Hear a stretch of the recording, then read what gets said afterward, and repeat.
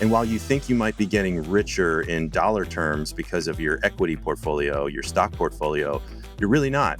Everything that the government involves itself in, from healthcare to education, it all gets worse. And the same is true with retirement savings. Bitcoin is going to run out at every given price forever. There's only going to be so many people willing to sell it for $125,000. And if you're a holder in self-custody, you will be rewarded. And I think all of the work that you've done to orange pill people and help them see what Bitcoin's all about, they're going to get it pretty soon. Nothing attracts new buyers like greed, number go up. And I think as Bitcoin continues to pump in price, you're going to get those text messages and people are going to need help.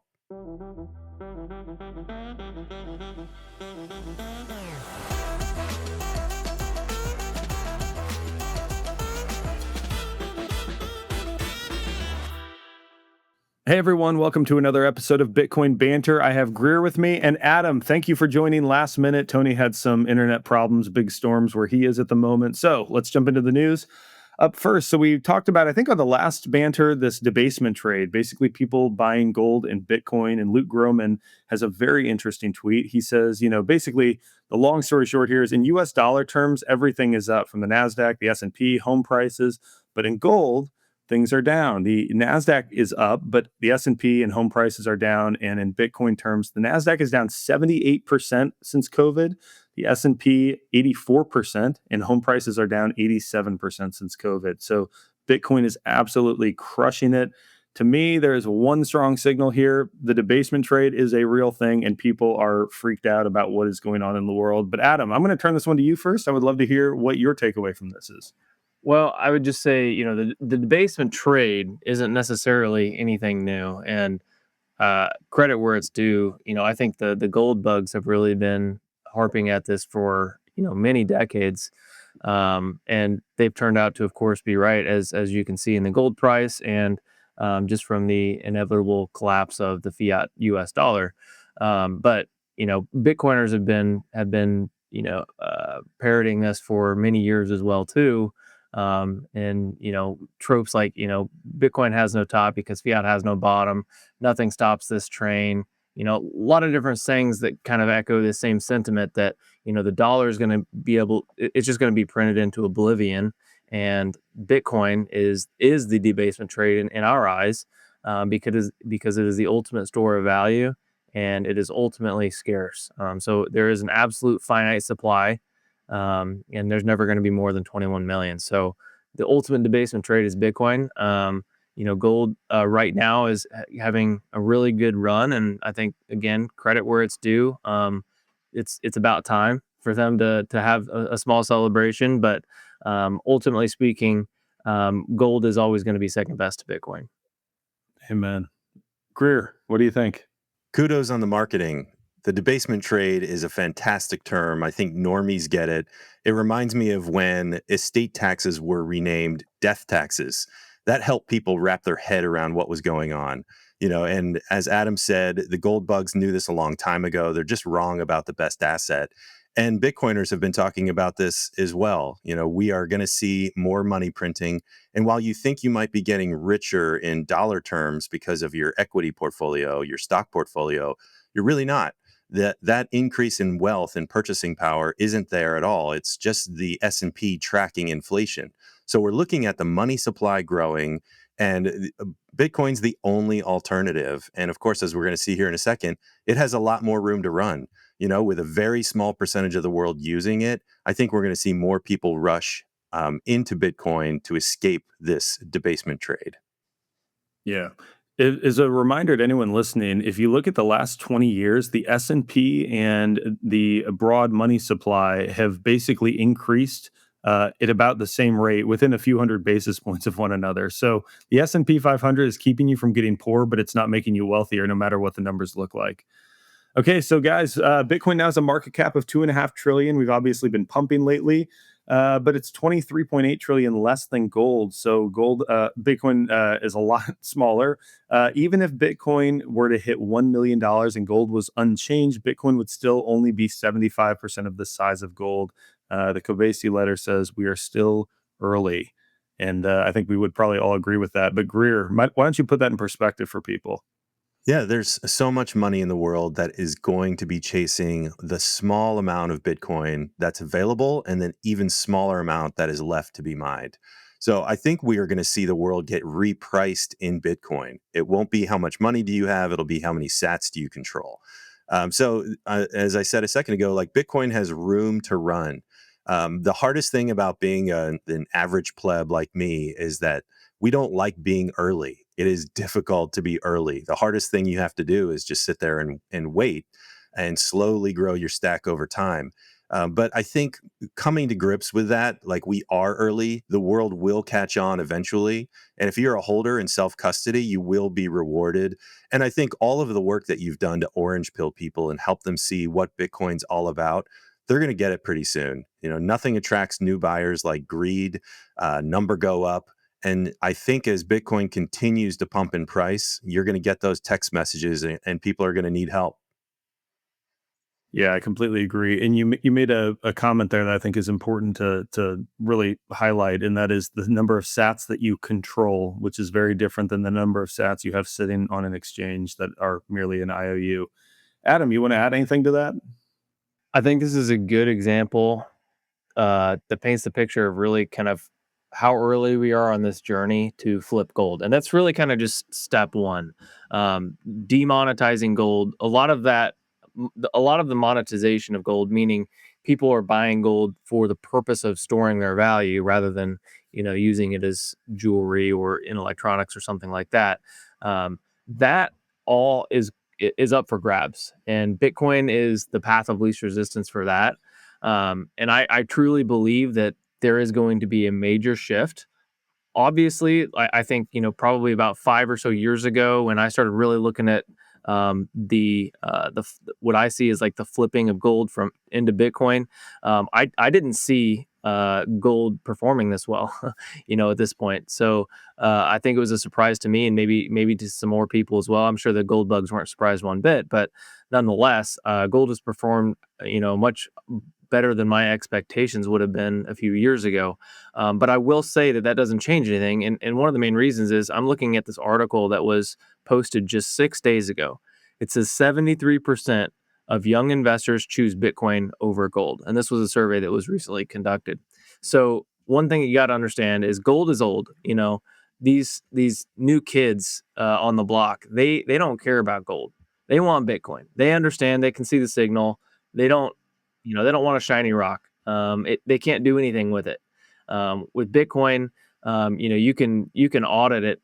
The entire planet can audit it every 10 minutes, right? With gold, we don't really know anything about where it is. We don't know anything about the security model behind it. We can guess and we can listen to what they tell us on the news and what our governments tell us, but when it really comes down to it, we're just trusting them that they're telling us the truth. With Bitcoin, we don't need to trust anybody. It's completely trustless. And that is, I think, one of the biggest advantages to make sure that that there is a finite supply and that for sure that that's not being manipulated, which is, I think, ultimately the biggest failure of gold is the manipulation over the years. So, um, yeah. I think you're spot on, and we've seen a lot of sovereigns buying gold, and I think there are two reasons for that. One is sort of the debasement trade that we talked about, but I think the other reason is to the extent that they can influence the world in the direction of gold again, which is still something they can manipulate, the better for them. And so I think it's going to be a while before they concede to Bitcoin as the monetary gunpowder that it is, as Safedin likes to put it. All right, guys, we've got from Matthew Siegel, hearing exchanges are out of Bitcoin. This is now a couple days old, but he said Monday, 9:30 might be the first official shortage, not financial advice, just it might make sense to get some. Obviously, I agree with him that it might make sense to get some. I completely disagree that exchanges are out of Bitcoin because that's exactly what the pricing mechanism does. It means that exchanges will just buy at a higher price if they, quote unquote, run out of Bitcoin. I think we're a long ways away from exchanges not existing, and there really isn't a place you buy Bitcoin any longer. You just use it as money and trade for it and that. But Adam, I'd love to hear your thoughts on this. Yeah, I was actually watching this pretty closely when Matthew was posting about this. Now, obviously, Matthew is with VanEck, the Bitcoin ETF, And so, he's intimately familiar with the OTC desks and the liquidity available. So I think that when he says something like this, it should be taken seriously. With that said, I also saw some posts from, it was Mike Alfred, and he had mentioned that he was talking with somebody that worked with an OTC desk and was, sharing this information. He didn't reveal who the person was. But based off of, the limited information that I can see, I think he may have actually been talking about Matthew Siegel. So if that's the case, he was relaying that information. But the important part to throwing that part into it is that he being Mike Alfred came and had a follow up post yesterday saying that the OTC desks have basically balanced, and so there were some massive inflows that we saw into exchanges that over the last 24 to 48 hours that I think really emphasized the dire need for liquidity at these OTC desks. So I do think that there was a little bit of a liquidity crunch. I don't know for sure if it's completely resolved at this point. But here's what really matters, and this is just the fact: Bitcoin is going to run out at every given price forever. There's only going to be so many people willing to sell it for $125,000, and then they're going to be gone forever. And we may see that again someday in the future, but right now, at some point, we're gonna pass that period where people are selling Bitcoin for 125 US dollars that they can print an infinite amount of.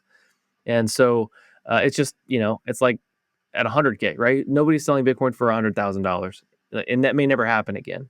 So my point is, that's the signal: is just don't worry about liquidity crunches. Don't worry about the OTC desks.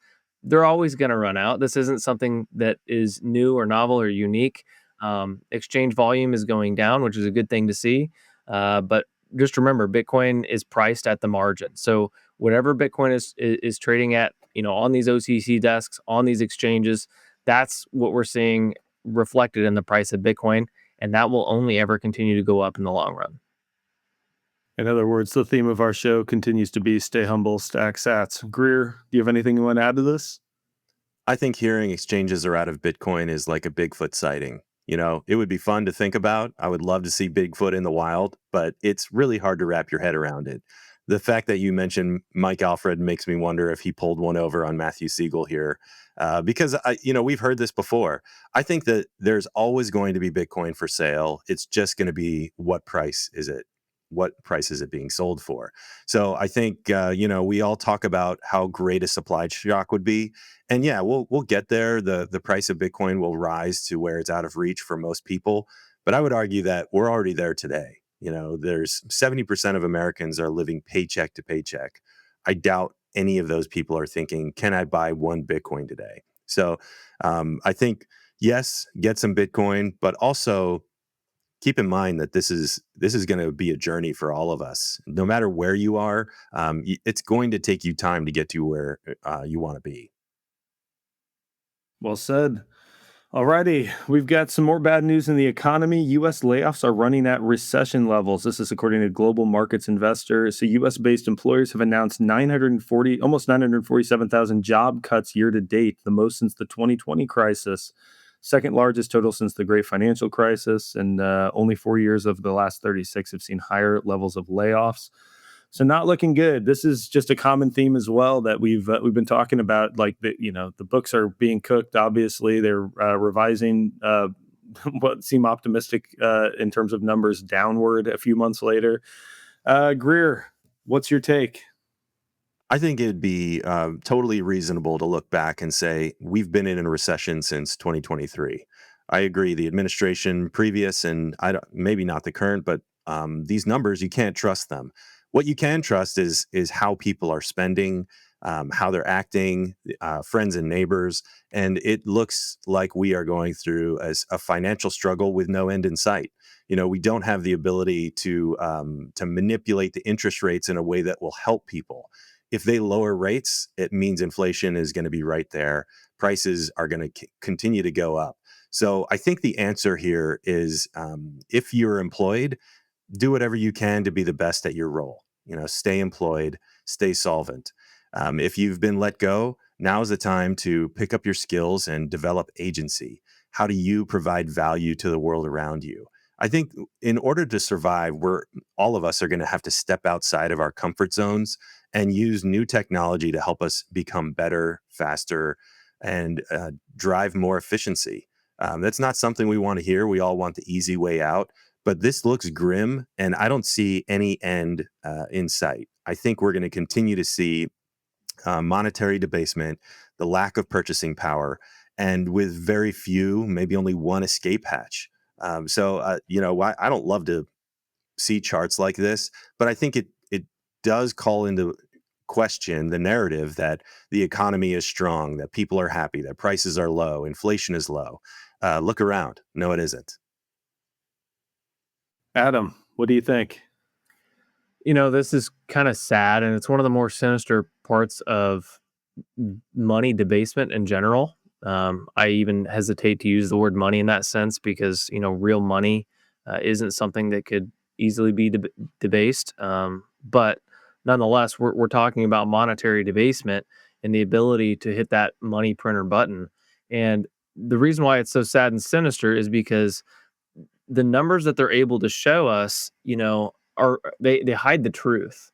And if you talk to people around you, or at least when I talk to people around me in my everyday life, they could probably admit and acknowledge that there's something wrong, but it's not so wrong that it's waking them up, right? So some people see and hear, the truth, and they're able to kind of snap out of it. But for the most part, people are like, my paycheck's going up, or my real estate portfolio is going up. Well, I mean, the number associated with the value in terms of dollars is going up for sure. But things are getting worse for these people, and they can't understand why. And it's because they don't understand the debasement of the money. That's why they can't put two and two together. And so again, that's why I say that it's so sinister, because if monetary debasement couldn't and didn't happen, it would be very quick and easy to recognize what the cause of these problems are. And so again, I'm kind of I don't know, I'm a Debbie Downer on the subject, but I think that's really just what really bums me out about this whole thing is people not being able to see the truth because they're being manipulated by the central banks. I think that's well said, man. Alrighty, so we've got Germany has now proposed raising the retirement age to 73 to present collapse of the pension system. And ask Grok about this. So the proposal extends Germany's prior shift from age 65 to 67 by 2031, but risks social unrest similar to France's 2023 protests. So I'm looking up right now the average lifespan in Germany, and I'm thinking it's probably in the 70s, maybe early 80s, something like that. And basically, you have to work till you die because they're broke. Adam, take this away. Ever since joined the labor force, from a very young age, I never understood why there was a retirement age and why there was this, pool of money that I could allocate to a retirement account, and I can't access it until I turn a certain age. That doesn't make any sense to me. Like, it's my own money, but the government says I can't have it until I'm old. That never made sense to me. And so when I heard about Bitcoin, that was one of the first, I guess, values to me that I found in Bitcoin is now I can contribute to my own retirement and I can play by my own rules. I don't need to listen to what the government says on or how I can use it. And so I think that retirement ages are a scam. Not everybody lives to 73. Everybody has different, different lifespans. Everybody's got different health situations as they get older. And so having a set number for everybody just doesn't make sense. I think that the best answer to this is just opt out and use Bitcoin instead. So the average life expectancy at birth for the period 2022 to 2024 is 78 and a half years for men and 83.2 for women. So basically, you get 5 years of retirement after working your whole life, and that's what I understand that the math doesn't work, But that's the problem of having the government meddle in anything. Everything that the government involves itself in, from healthcare to education, it all gets worse. And the same is true with retirement savings, trying to build wealth for yourself. I think if people just forget Bitcoin for even a minute, if people had just begun slowly accumulating their own wealth and saving, the people who chose not to would pay the price for not doing so, and then their children, the next generation, would learn, oh, I can't do that. And the people who were prudent with their finances would accumulate more wealth and get to benefit disproportionately because of that. Greer, age 73 retirement, man, they're manipulating things once again. I guess they'll have a whole plethora of Walmart greeters. I mean, what do you do at this age? How do you provide value to society when you're 73? This is when you should be enjoying the fruits of your labor and spending time with your grandkids. So I again, like, this is tough. Imagine if we do this in the U.S., or if the unfunded liabilities like Social Security just go away, and they will for millennials and younger. We've been paying into Social Security for 15, 20 years. That money is going to fund the boomers today. The music at some point is going to stop. We're seeing all of these conflicting or converging signals. It's too expensive to live. We're losing employment. The money printing is going crazy. Inflation is rampant. This all ends, I think, in a very disastrous way. I personally wish more people, knew about Bitcoin and thought it was cool. But I don't see, like, how do we get out of this? The government is completely incapable of solving these kinds of problems. And the problem is we gave them a responsibility to do it. If they fixed it, we would probably vote them all out of power. We we don't have the willpower to say, okay, I'll opt out of Social Security. No person is going to do that, especially not the boomers. I don't think. But they were promised this stuff that we can't afford. So, where does it all stop? I don't know, but it seems like we're getting closer and closer to some kind of tipping point. Yeah, Imagine it's being, yeah. sorry, No, go on. I was just going to say, imagine being 73 and trying to compete with Chat GPT. Yeah, no kidding. I was actually thinking. So last week was my daughter's birthday, and I ran out to get her donuts. I got there at 6 in the morning, right when they opened, and the gal helping, like the only woman in there was probably in her mid 60s, maybe late 60s. Like she looked a bit older, and I happen to know that I knew the former owner of this place, and they get in at like 3:30 or 4 in the morning because they make the donuts fresh every day. And so I know that woman had been there for 2.5 hours maybe. And I'm seeing more and more of that. People who should be enjoying retirement, having some financial freedom. I mean, it's sad. Alrighty. So, in an attempt to ignore the Constitution, Ohio has introduced a new bill that would allow utility companies, so monopolies in their own right, to automatically adjust customers' thermostats in order to reduce load on the power grid during, quote, periods of high demand. Adam, I think there might be a solution for this. Can you think of anything that we could do to help reduce strain on the grid? Well, yeah, of course. I mean, I see where you're going with this. It's using energy in a way that is securing the Bitcoin network, also known as mining. This is a great way to supplement heat in the winter. It's what I do. I think that if you're using any form of electricity to heat your home, you should be using it with a miner. I mean, it just makes sense. The other thing that I'll mention on this, though, which I think is really important, is the government overreach and control. And the only way, the only way to fix that, guys, is with self custody. Self custody is the only option. It is the only solution because otherwise, the government can control everything else. You need to self custody your own Bitcoin, and having Bitcoin on an exchange isn't going to do it for you. So opt out of the system, mine your own Bitcoin, self custody that Bitcoin, and you don't have to worry about headlines like this. Yeah, I obviously agree, especially with your latter point. Now, in order to make this clear for everyone, so we aren't leaping from, well, Bitcoin mining solves this. So just to be clear, utility companies don't have an economic justification to expand their infrastructure in many cases if they can already generally meet sort of these periods of maximum demand. what Bitcoin mining would allow a utility company to do is to know that they've got sort of this buyer of last resort of their energy, of the electricity, and to build infrastructure that otherwise might not make sense just to power homes or businesses or what have you. And so having this buyer of last resort, who can also, by the way, shut off in an instant, is an incredible tool that I think more and more utility companies are beginning to wake up to, but it's obviously a slow process. I talked to Harry Suddock about this on the podcast recently. That'll be out soon. Again, obviously agree with you 100% on the government overreach. This is ridiculous and appalling.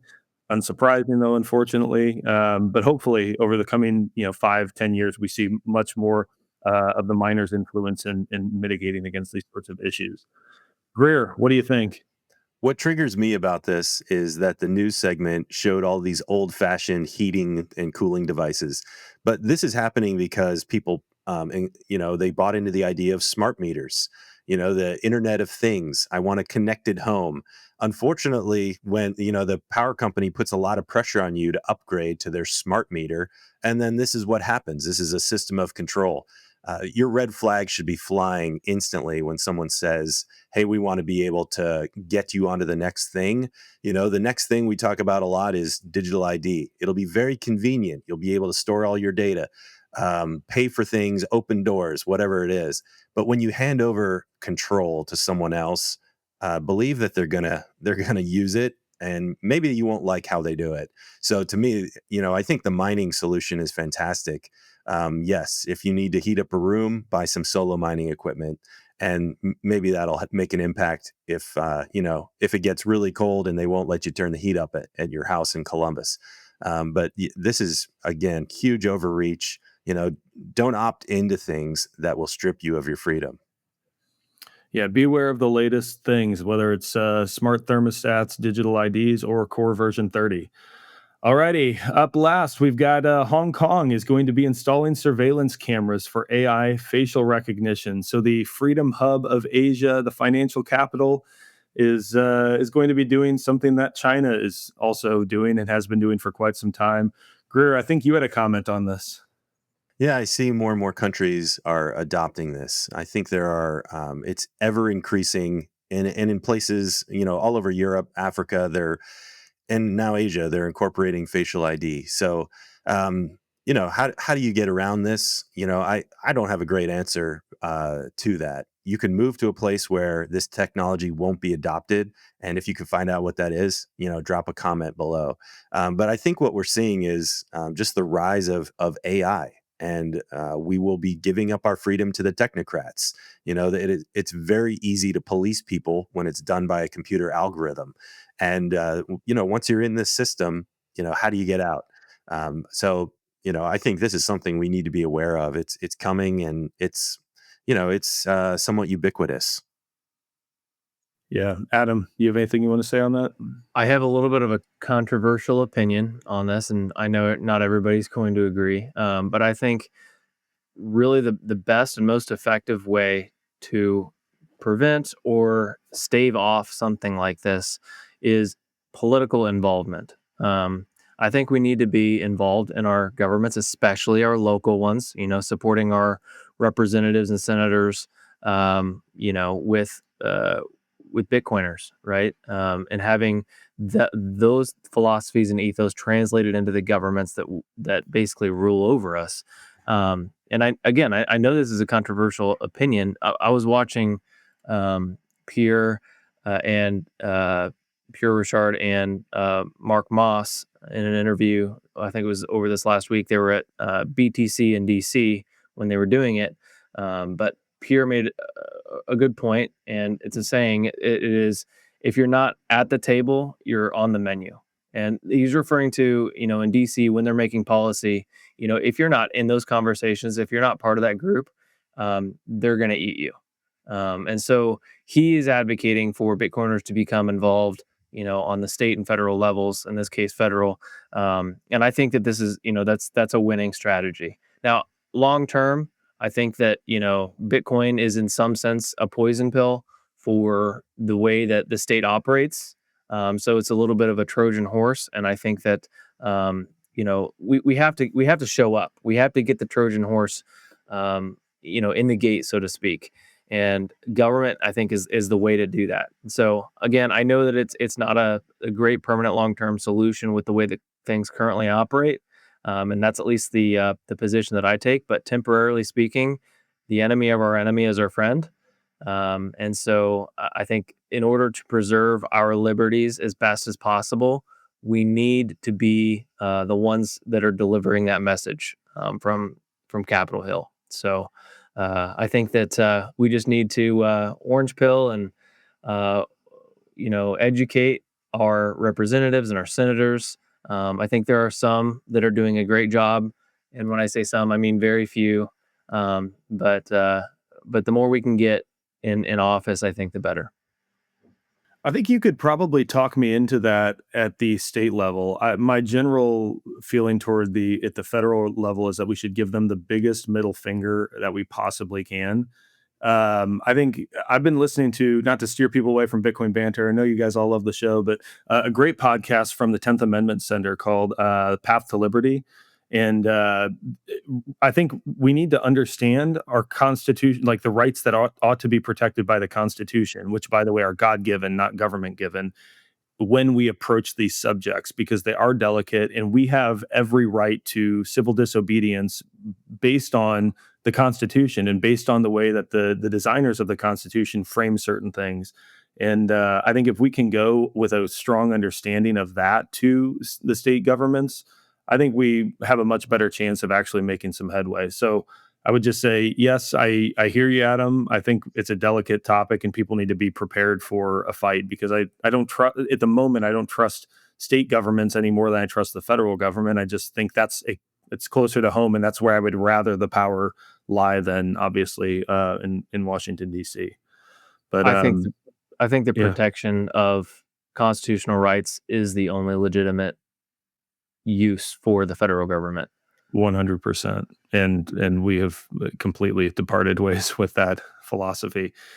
All righty, guys. Thank you for joining. For everyone listening, thank you so much for tuning in. Do me a favor. Go check out. I'm just going to give a quick shout out to Adam. So I was messaging with him last night.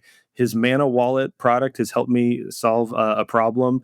This is not a formal endorsement from the Bitcoin way, but I'm just telling you as a Bitcoiner, it's an awesome tool, and he's constantly upgrading and making it better. So Adam, tell people where they can find that.